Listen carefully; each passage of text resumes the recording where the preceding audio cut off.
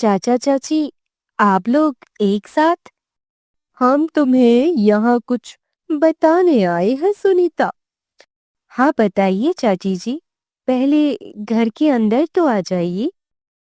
हाँ हाँ, हम तो घर के अंदर आ ही जाएंगे, पर अब तुम्हें इस घर से बाहर जाना पड़ेगा। एक गांव में दो सगी बहनें रहा करती थी। वह दोनों अनाथ थी।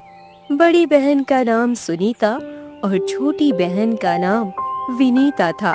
वह दोनों एक दूसरे का बड़ा ही ध्यान रखा करती थी।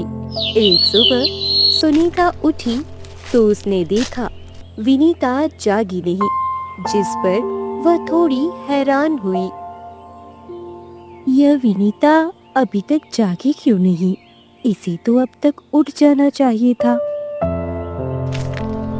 इसके बाद वह विनीता के कमरे में गई तो वह आराम से सो रही थी, जिसे देखकर उसने कहा, अरे यह तो आराम से सो रही है, जगा कर देखती हूँ। यह कहकर जब सुनीता ने उसके सिर पर हाथ रखा तो पता लगा उसे बहुत तेज बुखार था, जिसे देखकर वह घबरा गई।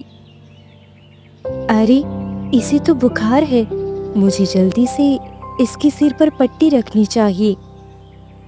इसके बाद सुनीता ने विनीता के सिर पर पानी की पट्टी रखी और उसका बुखार उतर गया, जिस पर विनीता को होश आया और वह बोली, दीदी आप यहाँ पर? क्या हो गया मुझे? तुम्हें बहुत तेज बुखार था, तुमने मुझे बताया क्यों नहीं?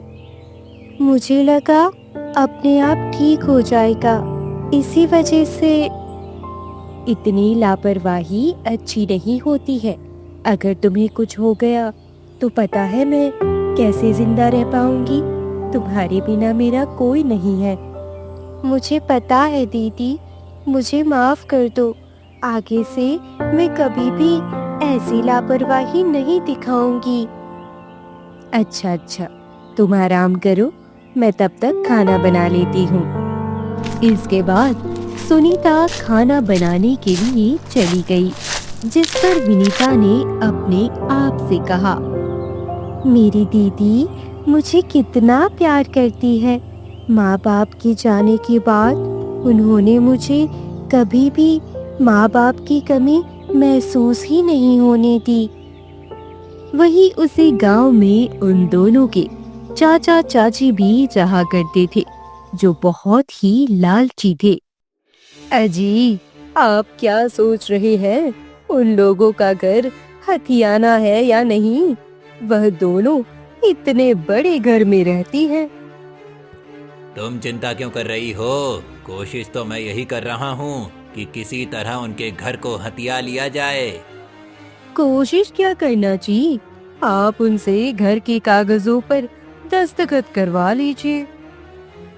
तुम तो ये सोच रही हो ये बहुत ही आसान है।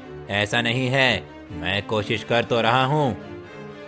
इसके बाद रमेश उन दोनों के घर आया।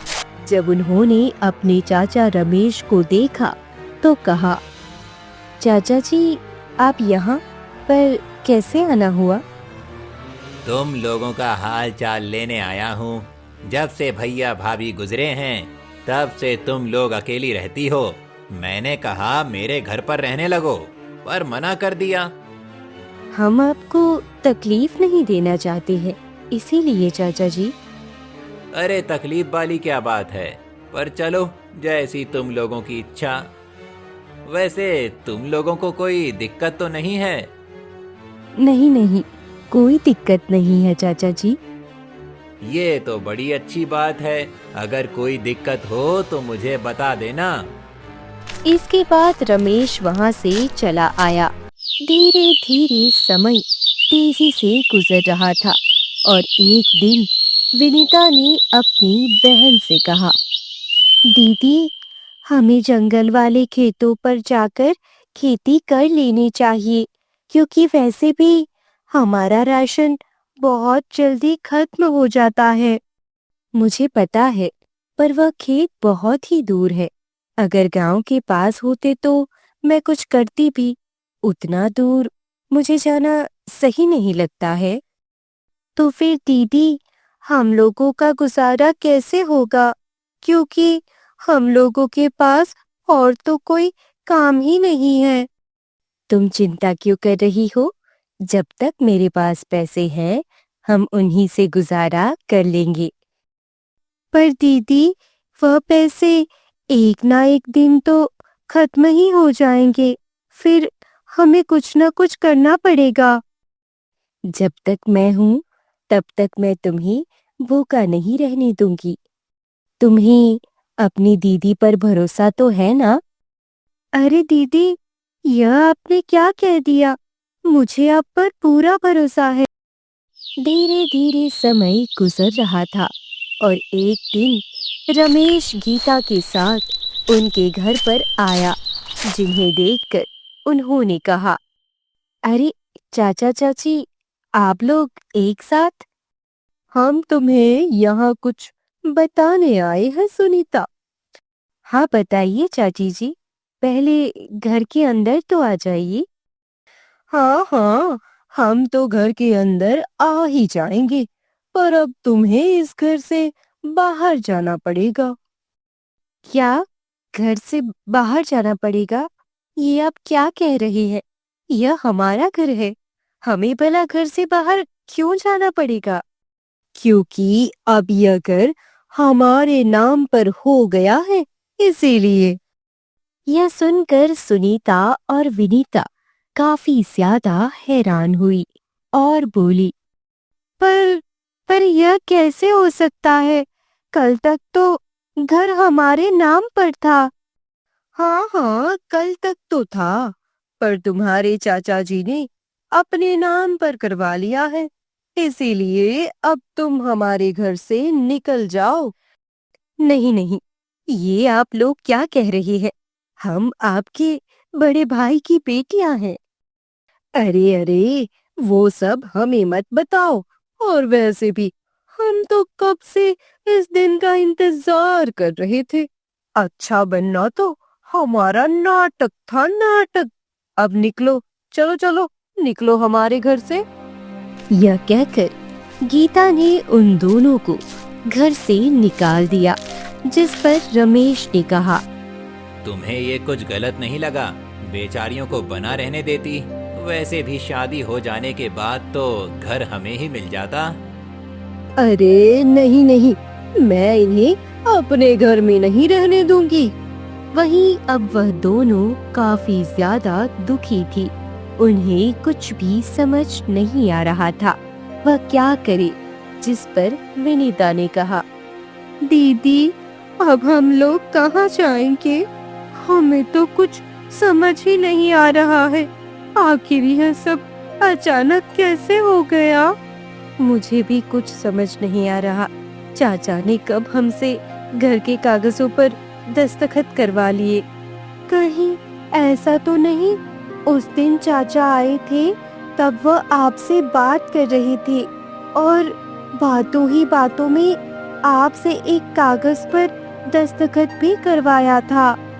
मैंने तो ध्यान ही नहीं दिया इस बारे में, पर अब हम लोग क्या करेंगे? यह कहकर सुनीता भी काफी ज्यादा दुखी हुई।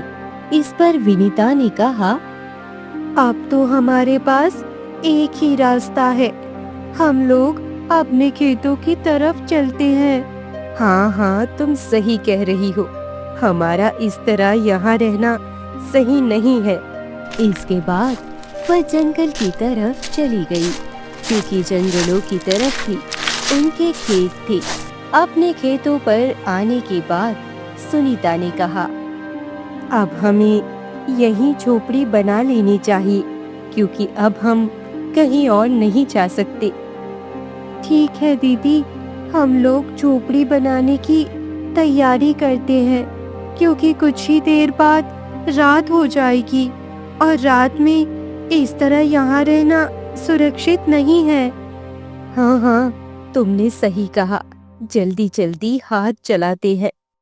इसके बाद उन्होंने लकड़ियाँ इकट्ठी की और झोपड़ी बनाने की तैयारी शुरू कर दी। झोपड़ी बन जाने के बाद सुनीता ने कहा, पर अब हम लोग फसल कैसे करेंगे? हमारे पास तो पैसे ही नहीं है।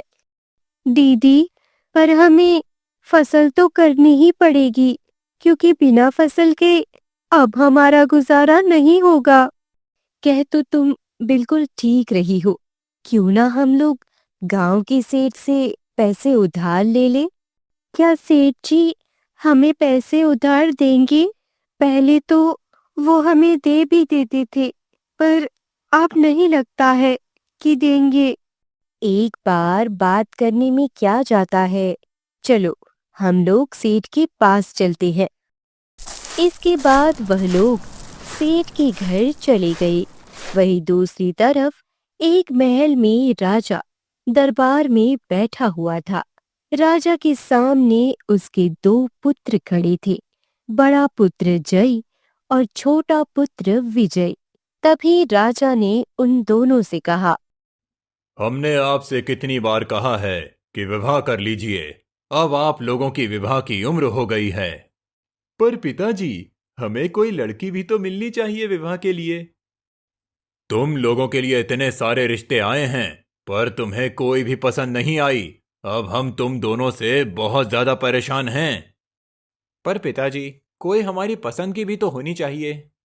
राजकुमार विजय, आप तो शांत रहिए। हमें आपके बारे में सब पता है। आपने पड़ोसी देश की राजकुमारी से क्या कहा कि वो मोटी भैंस लगती है? नहीं नहीं, ऐसा नहीं है। मैंने बस ये कहा था कि वो ज्यादा ही मोटी है। अच्छा, तो इसका मतलब वो आपको ज्यादा मोटी लगती है और आपने उनसे हमारी लड़ाई और करवा दी। आपको विवाह करना ही पड़ेगा। नहीं नहीं, जब तक हमें हमारी पसंद की लड़कियां नहीं मिलेंगी, हम विवाह नहीं करेंगे पिताजी। आप हमें एक मौका दे दीजिए। हम लोग खुद ही अपनी पसंद की लड़कियां ढूंढेंगे। अगर ऐसी बात है तो ठीक है, अपनी पसंद की लड़कियां ढूंढो, वरना फिर तुम्हें हमारी पसंद की लड़कियों से ही शादी करनी पड़ेगी। हम तुम्हें 6 महीने का समय देते हैं। ये क्या बात हुई पिताजी? 6 महीने तो बहुत कम होते हैं। कम से कम 6 साल का समय दीजिए। अच्छा, तो इसका मतलब ये कहो ना, तुम्हें विवाह करना ही नहीं है। नहीं नहीं, ऐसी बात नहीं है। अगर ऐसी बात नहीं है तो फिर ठीक है, 6 महीनों में अपने लिए लड़कियां ढूंढो, वरना मैं जहां कहूंगा वहां विवाह करने के लिए तैयार हो जाओ। यह सुनकर वह दोनों राजकुमार वहां से चले गए। जिस पर मंत्री ने कहा, महाराज, आपको लगता है राजकुमार विवाह करने के लिए राजी हो जाएंगे? इस बार तो उन्हें राजी होना ही पड़ेगा। अगर वो राजी नहीं हुए तो फिर उन्हें मेरी पसंद से शादी करनी पड़ेगी। कहीं ऐसा ना हो महाराज, ये लोग शादी के मंडप से ही भाग जाएं, क्योंकि आपको तो अपने पुत्रों की आदत पता ही है। हाँ हाँ, हमें पता है। इसीलिए तो हमने इन्हें 6 महीने का समय दिया है। 6 महीने में इन्हें अपनी पसंद की कोई ना कोई लड़की मिल ही जाएगी। और मैं ये नहीं कह रहा हूं कि वो राजघराने से ही हो। वहीं दूसरी तरफ वह दोनों बहनें सेठ के घर आई। सेठ ने जब उन दोनों को देखा तो कहा, अरे सुनीता विनीता, कैसे आना हुआ यहाँ पर? मुझे पता लगा तुम्हारे घर को तुम्हारे चाचा ने हड़प लिया है। आपने बिल्कुल ठीक कहा सेठ जी। मुझे आपसे मदद चाहिए। क्या आप हमारी मदद कर देंगे? अरे बताओ, कैसी मदद चाहिए? हमें कुछ पैसे दे दीजिए। हमें अपने खेतों में फसल करनी है। जैसे ही फसल हो जाएगी, हम आपको पैसे लौटा देंगे। देखो सुनीता, तुम्हारे माता पिता तो हैं नहीं, तुम लोग अनाथ हो। मैं तुम पर इस तरह कैसे भरोसा कर लूं? सेठ जी, हम पर भरोसा कीजिए, क्योंकि आपको तो हमारे हालात पता ही है। हाँ हाँ, हालात तो पता हैं। ठीक है, मैं तुम्हें पैसे देने के लिए तैयार हूं, पर अगर तुमने मेरे पैसे नहीं दिए तो मैं तुम्हारे खेत को ले लूंगा। ठीक है, हमें मंजूर है सेठ जी। यह आप क्या कह रही है दीदी? अगर खेत चला जाएगा तो फिर हम लोग क्या करेंगे? तुम परेशान क्यों हो रही हो? हम लोग अपने खेतों में बहुत मेहनत करेंगे। हमारी फसल बहुत अच्छी होगी, तो चिंता मत कर। यह सुनकर विनीता ने कुछ नहीं कहा और इसके बाद सेठ ने उन्हें पैसे दे दिए और वह लोग वहां से चली आई। इसके बाद वह दोनों बहनें खेतों पर आ गई। खेतों पर आने के बाद सुनीता ने कहा, कल सुबह उठकर ही हम फसल करेंगे। हाँ हाँ दीदी, आपने ठीक कहा है। अब हमें अपनी फसल की अच्छी तरह देख रेख करनी पड़ेगी, जिससे हमारी फसल अच्छी हो जाए। हाँ, तुम सही कह रही हो, क्योंकि अगर फसल अच्छी नहीं हुई तो सेठ हमसे हमारा खेत ले लेगा। अगली सुबह उन्होंने अपने खेतों में बीजों को बो दिया। अब वह दोनों दिन रात अपने खेतों की रखवाली करने लगी। धीरे धीरे समय गुजर रहा था। समय के साथ उनकी फसल काफी अच्छी हो रही थी, जिसे देखकर वह दोनों काफी खुश थी। अरे वाह वाह, हमारी फसल तो बहुत अच्छी हो रही है। आप बिल्कुल ठीक कह रही है दीदी। अगर इसी तरह रही तो इस बार हमें काफी अच्छा मुनाफा हो जाएगा और हम सेठ जी के पैसे भी दे देंगे। हाँ हाँ हाँ, तुमने बिल्कुल ठीक कहा। वही समय के साथ अब उनकी फसल पककर तैयार हो गई, जिसे देखकर उन्होंने कहा, हम कल सुबह ही अपनी फसल को काट लेंगे, क्योंकि यहाँ पर जंगली जानवर का खतरा बना रहता है। कहीं ऐसा ना हो कि हमारी अच्छी खासी फसल खराब हो जाए। आप सही कह रही है दीदी, हम कल सुबह ही इसे काटेंगे। इसके बाद उन्होंने अगली सुबह अपनी फसल को काट लिया। फसल को काटने के बाद वह उसे बाजार में बेच आई और उन्हें काफी अच्छे दाम भी मिले। इसके बाद सुनीता ने कहा, सुनो विनीता, मैं सेठ के पैसे देने जा रही हूँ, तुम तब तक यही रहना। ठीक है दीदी, आप जल्दी आ जाना। इसके बाद सुनीता वहां से चली गई। वहीं दूसरी तरफ रमेश की तबीयत बहुत ज्यादा खराब हो गई। गीता को कुछ भी समझ नहीं आ रहा था और उसने अपने पति से कहा, अजी, अजी आपको क्या हो गया है?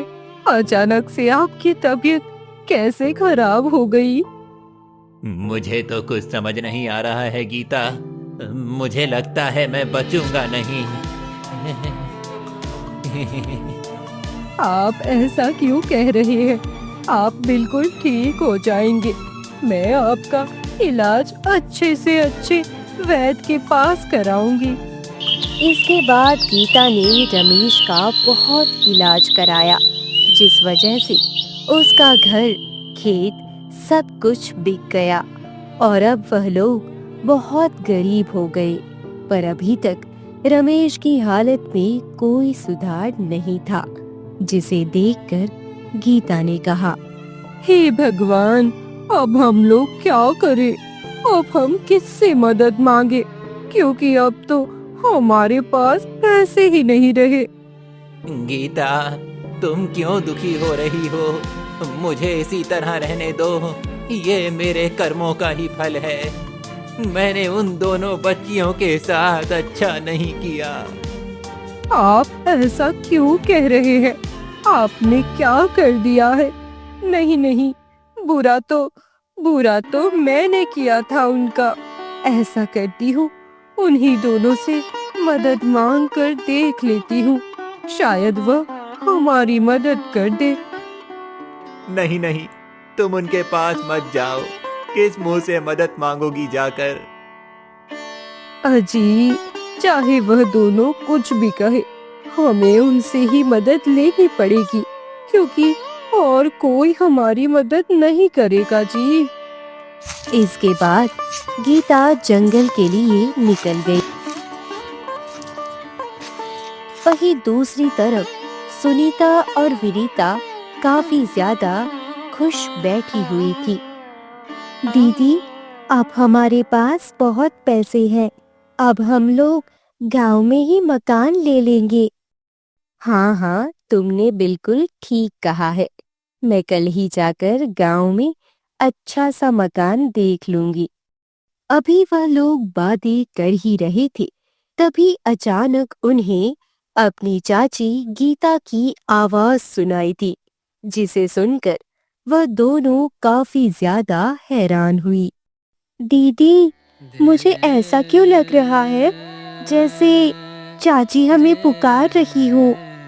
कह तो तुम बिल्कुल ठीक रही हो, आवाज तो उन्हीं की लग रही है। चलो देखते हैं। इसके बाद वह दोनों झोपड़ी से बाहर आई तो वहां पर गीता खड़ी हुई थी। गीता काफी ज्यादा दुखी थी। उसे इस तरह दुखी देखकर सुनीता ने कहा, क्या हो गया? आप यहाँ क्या करने आई है? मुझे तुम्हारी मदद की जरूरत है। हमारी मदद कर दो बिटिया। तुम्हारे चाचा की तबीयत बहुत खराब है। तो हम क्या करें? हम आपकी मदद नहीं करेंगे। जाओ यहाँ से। नहीं नहीं बिटिया, ऐसा क्यों कह रही हो? अगर तुमने हमारी मदद नहीं की तो तुम्हारे चाचा मर जाएंगे। यह कहकर गीता जोर जोर से रोने लगी, पर सुनीता ने मदद करने से मना कर दिया। आप चाहे कुछ भी कर लीजिए चाची, हम आपकी मदद नहीं करेंगे। चली जाइए आप यहाँ से, इसी में आपकी भलाई है। ये आप क्या कह रही है दीदी? चाची को अभी मदद की जरूरत है, आप कर दीजिए ना। यह तुम क्या कह रही हो विनीता? भूल गई इन्होंने हमें हमारे घर से धोखे से निकाला था। हाँ हाँ, मुझे पता है। शायद भगवान ने इसीलिए इनके साथ यह सब किया हो। आप कर दीजिए ना मदद। अपनी बहन के ज्यादा कहने पर सुनीता ने गीता को पैसे दे दिए, जिसे देखकर गीता काफी ज्यादा दुखी हुई और बोली, मुझे माफ कर दो बिटिया, मुझसे बहुत बड़ी भूल हो गई थी। मैं तुम्हारा ये एहसान जिंदगी भर नहीं चुका पाऊंगी। इसके बाद गीता वहां से चली आई। उसने रमेश का बहुत इलाज कराया, जिससे रमेश ठीक हो गया। जब रमेश पूरी तरह ठीक हो गया तो उसने गीता से कहा, देखा, अगर सुनीता ने पैसे नहीं दिए होते तो मैं ठीक नहीं हो पाता। आप बिल्कुल ठीक कह रहे हैं जी। हमने पूरे गांव में मदद मांगी, पर किसी ने भी हमारी मदद नहीं की। तुम ठीक कह रही हो। हमने जो किया है उसका हमें पश्चाताप करना चाहिए। हम उनका घर वापस कर देंगे। हाँ हाँ, आपने बिल्कुल ठीक कहा है। वहीं दूसरी तरफ दोनों राजकुमार महल में काफी ज्यादा परेशान बैठे थे, क्योंकि अब सिर्फ 1 महीना बचा था और विजय ने अपने बड़े भाई जय से कहा, भैया, अब हम लोग क्या करेंगे? पिताजी तो हमारी शादी कर देंगे। तुम बिल्कुल ठीक कह रहे हो। अभी तक हमें अपने मनपसंद की लड़कियां नहीं मिली। पर भैया, इस तरह कैसे मिलेंगी? हमें उन लड़कियों को ढूंढना भी तो पड़ेगा। तुम्हें तो पता ही है, हमने पहले ही काफी सारी लड़कियों को देखा, पर मुझे कोई पसंद ही नहीं आती है। यही तो बात है भैया, मुझे भी कोई लड़की पसंद नहीं आई। इस तरह तो हमारा गुजारा नहीं होगा, क्योंकि पिताजी अब हमारी शादी करके ही मानेंगे। अभी वह बात कर ही रहे थे, तभी वहां मंत्री आया और बोला, क्या हो गया राजकुमार? आप इतने परेशान क्यों बैठे हैं? क्या बताऊं मंत्री जी, आपको तो पता ही है, अब बस 1 महीना बचा है। 6 महीने पूरे होने वाले हैं। हाँ हाँ, आपने अभी तक किसी को पसंद नहीं किया है, क्योंकि महाराज ने तो लड़कियों को पसंद करना शुरू भी कर दिया है। ये आप क्या कह रहे हैं मंत्री जी? पर अभी तो 1 महीना बाकी है। हाँ हाँ, जैसे ही 1 महीना खत्म होगा, वो वैसे ही तुम्हारी शादी कर देंगे। नहीं नहीं भैया, मुझे शादी नहीं करनी। पता नहीं पिताजी की पसंद कैसी होगी। हाँ हाँ विजय, तुम बिल्कुल ठीक कह रहे हो। हमें कुछ ना कुछ करना ही पड़ेगा। अरे अब आप लोगों को जो भी करना है जल्दी कीजिए। मेरे हिसाब से आप लोगों को अब अपने लिए लड़की ढूंढना शुरू कर देना चाहिए। वैसे भी महाराज कह रहे हैं, जरूरी नहीं है कि वो राजघराने से ही हो। यह सुनकर वह दोनों राजकुमार सोच में पड़ गए और उन्होंने मंत्री से कहा, ठीक है, अगर पिताजी हमारे बारे में पूछे तो कह देना कि हम अपने लिए लड़की ढूंढने गए हैं। यह कहकर वह लोग वहां से चले गए। जिस पर मंत्री ने कहा, पता नहीं क्या होगा, किस तरह इन दोनों राजकुमारों का विवाह हो पाएगा। वहीं दूसरी तरफ खेतों पर सुनीता और विनीता अपनी नई फसल की तैयारी में लगे हुए थे, क्योंकि इस बार उनकी फसल बहुत अच्छी हुई थी, जिस वजह से वह लोग बहुत ज्यादा खुश थे। और विनीता ने कहा, दीदी, इस बार हम लोग कौन सी फसल करेंगे? पिछली बार हमने गेहूं की फसल की थी, जो बहुत अच्छी हुई थी। सेठ जी कह रहे थे बड़ी जल्दी पैसे दे दिए। अरे, तो कह देती, आपने ही तो कहा था कि हमारे पैसे दे देना। हाँ हाँ, मैंने सेठ जी से ही कह दिया था। सेठ जी बहुत खुश हो रहे थे, कह रहे थे कि यह सब भगवान की कृपा ही होती है। हाँ, आपने सही कहा दीदी। हम लोग जैसा करते हैं वैसा ही भरते हैं। अब आप चाची को ही देख लीजिए, उन्होंने हमारे साथ कितना गलत किया था और आज उनके साथ क्या हो रहा है। तुमने बिल्कुल ठीक कहा। मैं तो उनकी मदद ही नहीं करती, पर तुमने कहा इसलिए कर दी। आप ऐसा क्यों कह रही है दीदी? वह हमारे चाचा चाची है। माता पिता के गुजर जाने के बाद एक वही है जिन्हें हम अपना कह सकते हैं। तभी वहां पर उनके चाचा चाची आ गए। अपने चाचा चाची को देखकर वह दोनों काफी हैरान हुई और रमेश ने उन दोनों से कहा, बिटिया, हमें माफ कर दो। हमसे बहुत बड़ी भूल हो गई थी। आज तुम्हारी वजह से मैं ठीक हो पाया हूँ। यह आप क्या कह रहे हैं चाचा जी? अभी आपकी तबीयत ठीक नहीं है, आप आराम कीजिए। नहीं नहीं, अब मैं सही हो गया हूँ, और ये सब तुम दोनों की वजह से ही हुआ। हमने पूरे गांव में मदद मांगी, पर किसी ने भी मदद नहीं की। अगर तुम लोगों ने मदद ना की होती तो मैं कभी ठीक नहीं हो पाता। यह कहकर रमेश उन लोगों से माफी मांगने लगा, जिस पर सुनीता ने कहा, कोई बात नहीं चाचा जी, जो हो गया उसे भूल जाइए। अब आप घर जाकर आराम कीजिए। हाँ हाँ, मैं घर जा रहा हूँ, और मैं तुम्हें ये बताने आया था, तुम अपने घर में आराम से रहो जाकर। मैं तुम्हारा घर तुम्हें वापस करता हूँ। यह सुनकर सुनीता और विनीता काफी ज्यादा खुश हुए और उन्होंने कहा, क्या आप सच कह रहे हैं चाचा जी? हाँ हाँ, मैं सच कह रहा हूँ, क्योंकि लगता है भगवान ने इसीलिए मेरे साथ ये सब किया था। यह सुनकर अब विनीता और सुनीता काफी ज्यादा खुश थे और इसके बाद रमेश और गीता वहां से चले गए। जिस पर विनीता ने कहा, दीदी, यह तो बहुत अच्छा हुआ। लगता है भगवान हम पर मेहरबान हुए हैं। हाँ, तुम सही कह रही हो। शायद अब हमारे दुख भरे दिन बीतने वाले हैं। हम लोगों ने शुरुआत में जितने भी दुख सहे हैं, शायद अब वह दूर हो जाएंगे। हाँ हाँ, भगवान ने हमें अनाथ भले ही बनाया है, पर हमारे जीवन में सुख सभी दे दिए। यह कहकर वह दोनों बहनें बहुत ज्यादा खुश हो गई। और इसके बाद सुनीता ने कहा, अब हमें घर जाने की तैयारी कर लेनी चाहिए।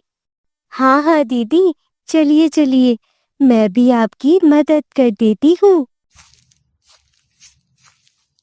इसके बाद वह दोनों अपनी झोपड़ी में आई।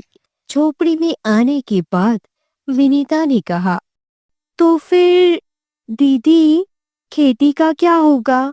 क्योंकि आप तो यहाँ पर खेती करने आती नहीं है। अरे नहीं नहीं, अब हम लोग खेती ही किया करेंगे, क्योंकि इसी की वजह से आज हम लोगों को ये दिन देखने मिला है। हाँ, आप बिल्कुल ठीक कह रही हैं। तभी अचानक उन्हें घोड़े की आवाज सुनाई दी, और जब वह लोग झोपड़ी से बाहर निकली तो वहां पर जय और विजय थे। उन्होंने जब उन दोनों बहनों को देखा तो वह लोग काफी ज्यादा खुश हुए और बोले, आप लोग यहाँ पर झोपड़ी बनाकर क्यों रह रही हैं? क्योंकि हम दोनों बहनें अनाथ हैं, इसीलिए हमारे चाचा चाची ने हमें घर से निकाल दिया था। इसीलिए हम लोग यहाँ रह रहे थे। तुम लोगों को जंगल में डर नहीं लगा? अरे, डर किस बात का? वैसे भी जब तक हम दोनों एक दूसरे के साथ में हैं, तब तक हमें डर नहीं लगता है। यह सुनकर जय विजय काफी ज्यादा खुश हुए और जय ने कहा, इसका मतलब अब तुम लोग यहीं पर रहोगी? नहीं नहीं, अब हम अपने घर जा रहे हैं, क्योंकि हमारे चाचा चाची ने हमारा घर वापस कर दिया है। इसीलिए जय और विजय को वह दोनों बहनें बहुत ही बहादुर और सुंदर लगी, जिसे देखकर जय ने कहा, मैं आप लोगों से कुछ कहना चाहता हूँ। हाँ हाँ, बताइए राजकुमार, आप क्या कहना चाहते हैं? आप दोनों बहनें बहुत ही बहादुर और सुंदर हैं। हम दोनों भाई अपने लिए दुल्हनों की तलाश में निकले हैं। क्या तुम दोनों हम लोगों से विवाह करोगी? यह सुनकर सुनीता और विनीता काफी ज्यादा हैरान हुई और बोली, यह आप क्या कह रहे हैं राजकुमार? हम लोग तो अनाथ हैं। क्या आपके पिताजी तैयार होंगे इस शादी के लिए? हाँ हाँ, उन्हें कोई ऐतराज नहीं है। यह सुनकर सुनीता और विनीता काफी ज्यादा खुश हो गई। इसके बाद वह दोनों राजकुमारों के साथ महल आ गई। जब राजा ने उन दोनों बहनों को देखा तो कहा, आखिरकार तुम्हें अपने लिए दुल्हनें मिल ही गईं। हाँ हाँ पिताजी, हम लोग इन्हीं से शादी करेंगे। यह सुनकर राजा काफी ज्यादा खुश हुए और फिर उन्होंने अपने दोनों बेटों की शादी दोनों बहनों के साथ धूमधाम से करवा दी। अब सुनीता और विनीता बहुत ज्यादा खुश थी और आराम से महल में रह रही थी।